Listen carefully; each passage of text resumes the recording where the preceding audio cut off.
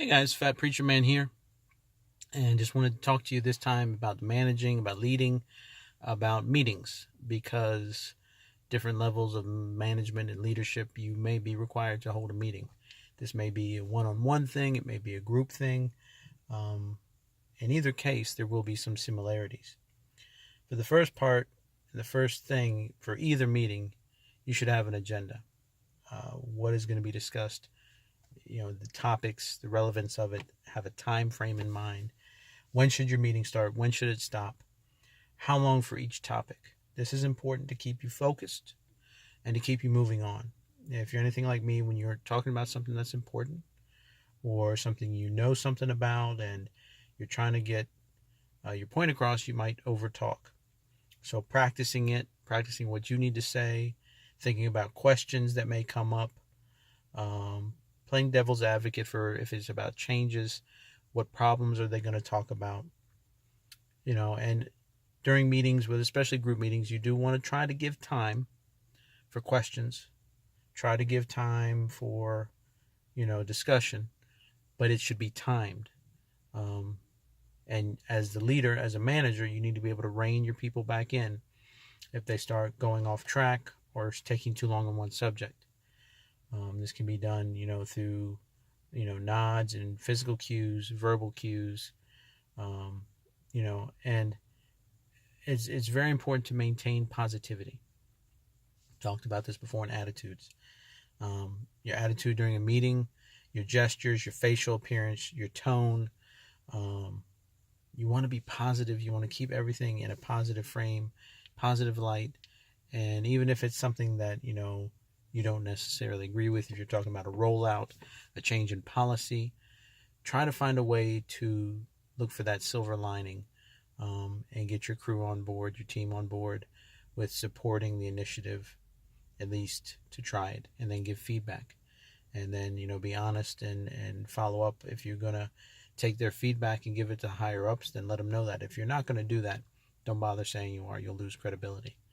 But you should always take your team's feedback. You should always put it up the chain of command, whether it's an owner, whether it's a direct supervisor, whether it's a regional supervisor. Sharing what your team has experienced in a location versus what is expected nationally, by an owner who may be out of touch. Giving that feedback is key to letting that person have the chance to take advice, to take what you're seeing, what you're getting firsthand, and pair that with what they thought would happen. So you owe it to your team and you owe it to the person you report to. If it's an individual meeting, same idea. It may be a review, it may be a corrective action. Whatever the case may be, definitely, correction is definitely important. Corrective feedback, corrective meetings, discipline meetings are important. But if you are consistent and fair, then nobody should have a problem with what you present them. If you're continually giving feedback on the job, if they know what is expected of them, if they know when and where and how, and that feedback is resulting in you recording these things that they're doing, then when you present them with corrective punishment, whatever the case may be, there should be no surprises. And again, my experience, I've had to terminate a lot of people, and over 140, I would estimate, but only one of them ever went bad, and that's because the person was unreasonable. It wasn't my hire, and some people just won't be reasonable. But if you're consistent, you won't have to worry about lawsuits. If you're fair, you won't have to worry about lawsuits. You won't have to worry about them going to your supervisor and saying you did something wrong. Be open, be honest, and always be forthright. Honesty, got to be honest. And, it helps if you maintain a separation from friendships. As a leader, trying to have friends and trying to lead can be very tricky, especially when it comes to rules and enforcing them, whether it's just business rules or whether it's governmental policy, actual laws. Those things are there. You have to, as a leader, make sure they get carried out. So doing your part to do so sometimes requires corrective action. Again, in that type of meeting, get to the point as soon as possible. If it's just a performance review, if the person's doing great, definitely give them that praise. But still, they need to know where they can improve. And it shouldn't be a surprise. Again, letting them know constant feedback on the job, even if, it's small things. Because those small things, when you sit down to write a performance review, your boss is going to want constructive feedback on everybody's performance. They just don't want all glowing reviews. So, got to have that constructive feedback. Give them ways to grow, ways to improve. But again, it should be timed. Give them a chance to reply, but keep it moving.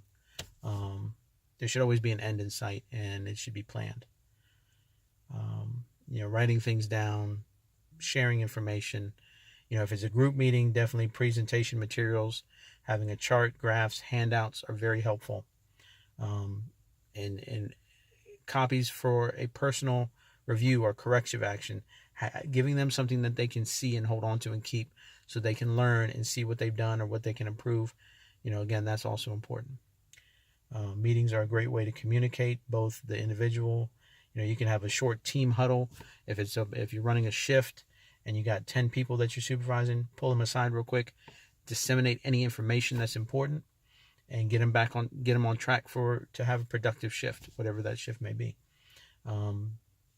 I always recommend, anytime you go into a new situation or a promotion or anything like that, if you can't do a whole team meeting, breaking them up into groups and getting it out as much as possible, because trying to individually talk to a team of 40 people, 100 people, 150 people is unrealistic. But if you break it down into groups or to day parts or to work sections, then it's much more manageable.